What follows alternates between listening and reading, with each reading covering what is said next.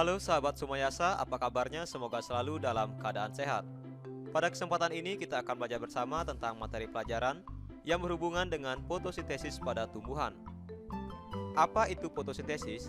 Fotosintesis adalah sebuah proses di mana tumbuhan memasak makanannya sendiri. Nah, untuk lebih jelasnya, mari kita simak uraian berikut ini.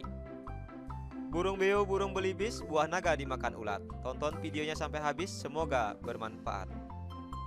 Namun sebelum lanjut, mari kita sama-sama berdoa sejenak agar apa yang kita bahas pada kesempatan ini memberikan manfaat untuk kita bersama. Perhatikan gambar berikut ini. Di sini terlihat dua orang anak yang sedang memberikan makan seekor kucing. Kucing ini sepertinya lapar. Kalau tumbuhan bisa merasa lapar atau tidak ya? Benar juga ya.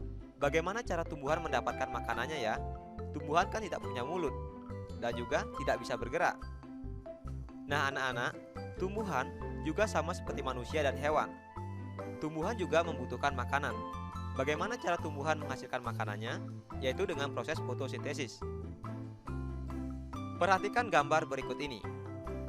Manusia dan hewan akan mencari makanan jika merasa lapar.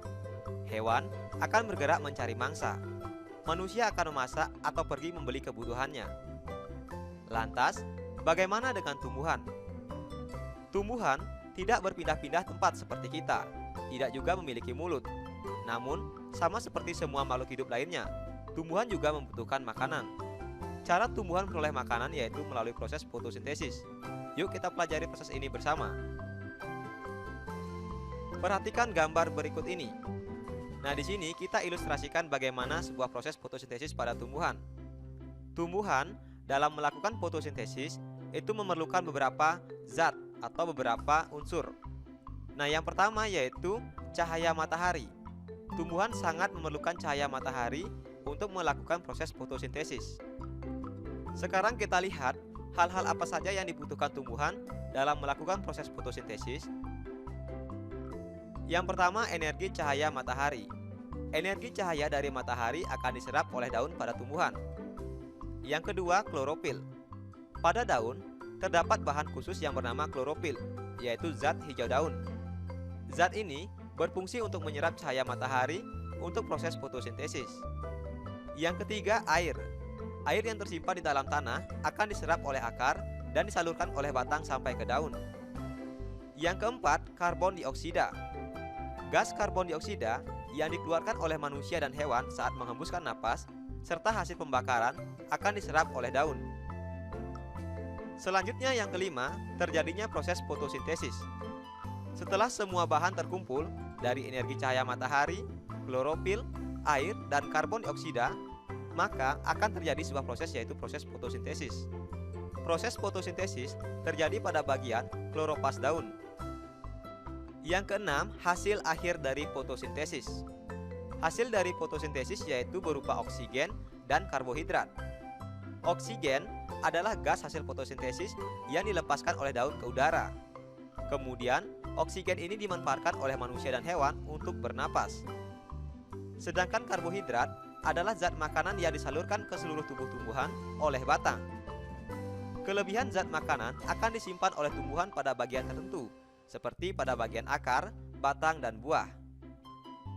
Dengan demikian, pada fotosintesis tumbuhan, maka dapat disimpulkan bahwa bahan yang diperlukan untuk berfotosintesis yaitu ada bahan dari alam berupa cahaya matahari, air, dan karbon dioksida, serta ada bahan dari tumbuhan itu sendiri yaitu klorofil, zat hijau daun. Dari unsur-unsur ini, maka akan menghasilkan hasil fotosintesis yaitu oksigen dan karbohidrat. Oksigen adalah gas hasil fotosintesis yang dilepaskan oleh daun ke udara. Sedangkan karbohidrat adalah zat makanan yang disalurkan ke seluruh tubuh tumbuhan oleh batang. Nah, dengan demikian dapat kita simpulkan bahwa tumbuhan juga memerlukan makanan yang diperoleh dari hasil fotosintesis. Manfaat fotosintesis. Perhatikan percakapan berikut ini. Tanaman padi bisa tumbuh sampai panen karena tanaman tersebut melakukan fotosintesis. Kita bisa bernapas karena tumbuhan melakukan proses fotosintesis.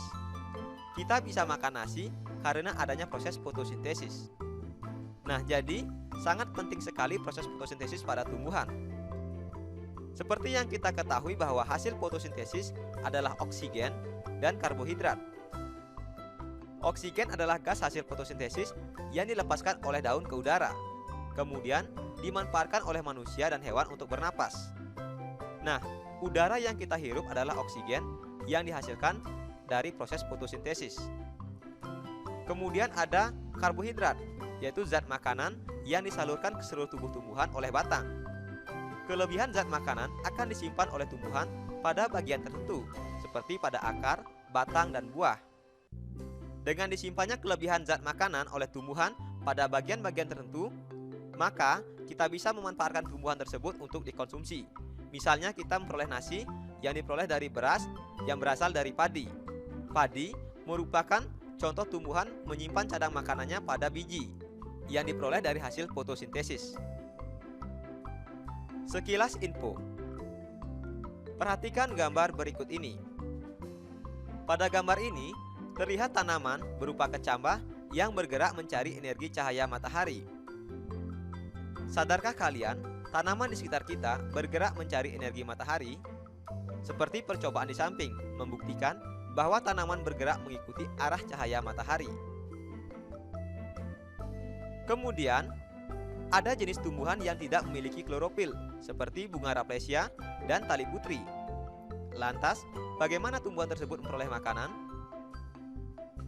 Kedua tumbuhan tersebut tidak bisa melakukan fotosintesis, sehingga perlu menumpang pada tanaman lain dan ikut mengambil makanannya. Peran tumbuhan bagi manusia dan hewan. Ada beberapa peran tumbuhan bagi manusia dan hewan. Jika kita melihat hasil dari proses fotosintesis, maka peran tumbuhan yang sangat besar bagi manusia dan hewan, yaitu dalam menghasilkan oksigen yang diperlukan untuk manusia dan hewan dalam bernapas. Selain itu, tumbuhan juga sebagai sumber makanan bagi manusia dan hewan. Seperti misalnya, hewan memakan rumputan, kemudian manusia memakan beberapa bagian tumbuhan, seperti buah, daun, bunga, umbi, dan lain sebagainya. Semua ini diperoleh dari kelebihan karbohidrat hasil fotosintesis dari tumbuhan yang akan disimpan di berbagai bagian tumbuhan dalam bentuk zat tepung. Misalnya tumbuhan yang menyimpan kelebihan makanan pada akar seperti wortel dan umbi, pada batang seperti tebu, pada daun dan bunga seperti brokoli, pada buah dan biji seperti jagung dan padi. Nah, inilah tempat-tempat tumbuhan dalam menyimpan kelebihan cadang makanannya. Tumbuhan sebagai produsen disebut juga dengan autotrof, yaitu makhluk hidup yang dapat membuat makanannya sendiri. Berkurangnya tumbuhan menimbulkan ketidakseimbangan lingkungan. Misalnya yang pertama, terjadinya tanah longsor di daerah perbukitan. Yang kedua, hewan-hewan kehilangan tempat tinggal karena pohon di hutan ditebangi secara liar. Yang ketiga, suhu bumi semakin meningkat akibat banyaknya gas karbon dioksida di udara. Jika tumbuhan berkurang, jumlah karbon dioksida akan meningkat. Nah, inilah yang akan ditimbulkan apabila tumbuhan di bumi ini berkurang. Untuk itu, kita harus bijak dalam mengelola tumbuhan yang ada di bumi. Demikian juga dengan tumbuhan di dalam air, misalnya seperti rumput laut, juga berperan sebagai produsen yang menghasilkan makanan untuk tumbuhan itu sendiri dan juga untuk hewan-hewan laut lainnya. Apa yang sudah aku pelajari hari ini? Hari ini kita telah belajar mengenai fotosintesis, adalah proses menghasilkan makanan yang dilakukan oleh tumbuhan. Tumbuhan di darat dan di laut mengalami proses fotosintesis. Untuk berfotosintesis, tumbuhan membutuhkan matahari, air, karbon dioksida, dan klorofil. Hasil dari fotosintesis adalah karbohidrat dan oksigen. Begitu juga dengan sumber makanan di bumi dan udara untuk bernapas dihasilkan dari proses fotosintesis. Baiklah sahabat Sumayasa, demikianlah tadi materi pelajaran yang sudah kita pelajari bersama tentang fotosintesis pada tumbuhan. Terima kasih telah menyaksikan video ini, semoga bermanfaat. Nasi kecap rasanya gurih ditambah kuah daging cumi. Kami ucapkan terima kasih sudah mendukung video kami. Sampai jumpa lagi dalam video pembelajaran berikutnya.